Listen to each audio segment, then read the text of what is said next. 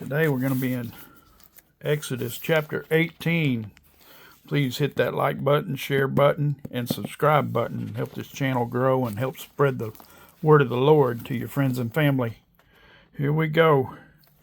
And Jethro, the priest of Midian, Moses' father-in-law, heard of all that God had done for Moses and for the Israelites, his people, that the Lord had brought Israel out of Egypt. Then Jethro, Moses' father-in-law, took Zipporah, Moses' wife, after he had sent her back, with her 2 sons, of whom the name of one was Gershom, for he said, I have been a stranger in a foreign land, and the name of the other was Eliezer, for he said, the God of my father was my help, and delivered me from the sword of Pharaoh. And Jethro, Moses' father-in-law, came with his sons and his wife to Moses in the wilderness, where he was encamped at the mountain of God.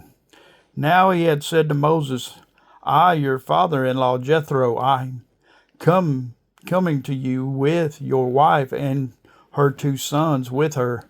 So Moses went out to meet his father-in-law, bowed down and kissed him, and they asked each other about their well-being.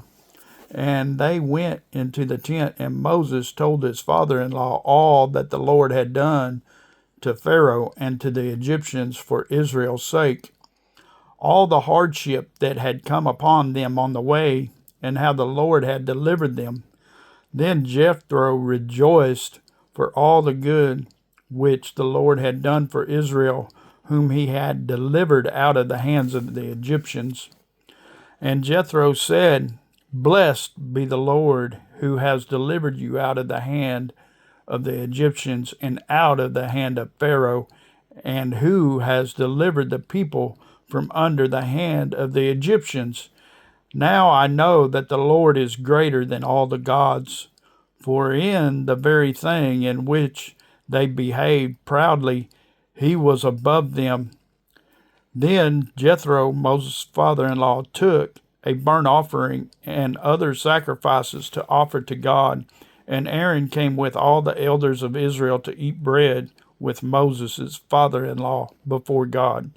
And so it was on the next day that Moses sat to judge the people, and the people stood before Moses from morning until evening. So when Moses' father-in-law saw all that he did for the people, he said, What is this thing that you are doing for the people? Why do you alone sit, and all the people stand before you from morning until evening? And Moses said to his father-in-law, Because the people come to me to inquire of God when they have a difficulty. They come to me, and I judge between one and another, and I make known that the statutes of God and his laws. So Moses' father-in-law said to him, The thing that you do is not good. Both you and these people who are with you will surely wear yourselves out, for this thing is too much for you.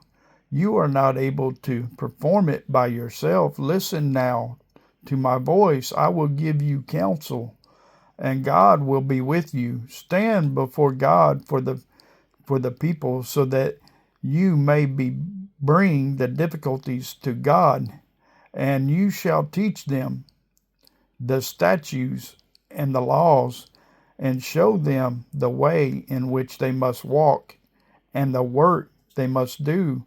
Moreover, you shall select from all the people able men, such as fear God, men of truth, hating covetousness, and place such over them to be rulers of thousands, rulers of hundreds, rulers of 50s, and rulers of 10. And let them judge the people at all times. Then it will be that every great matter they shall bring to you, but every small matter they themselves shall judge. So it will be easier for you, for they will bear the burden with you. If you do this thing, and God so commands you, then you will be able to endure. And all this the people will also go to their place in peace. So Moses heeded the voice of his father-in-law and did all that he had said. And Moses chose able men out of all of Israel and made them heads over the people, rulers of thousands, rulers of hundreds, rulers of fifties, and rulers of tens. So they judged the people at all time. The hard cases they brought to Moses, but they judged every small case themselves. Then Moses let his father-in-law depart, and he went his way to his own land. Amen.